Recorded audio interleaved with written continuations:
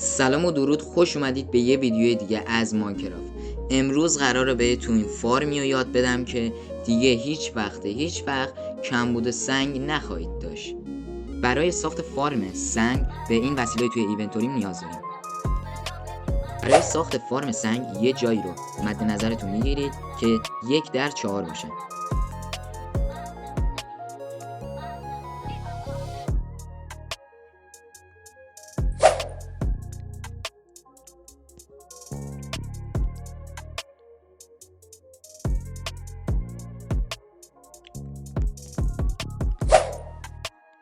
بعد اینکه جاتون رو مشخص کردید، فقط لازمه که سطل آب و لاواتون رو بذارید جایی که بهتون قراره بگم و حالا آبتون رو اضافه کنید و لاواتون اینور.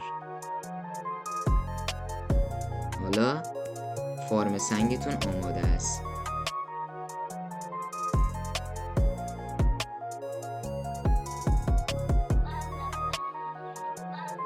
اگه از این ویدیو خوشتون اومد، چنل ساب و لایک کنید و زنگوله رو بذارید روی آل تا هر وقت ویدیو جدید گذاشتم اولین نفری باشید که میایید و ویدیوی من رو میبینید.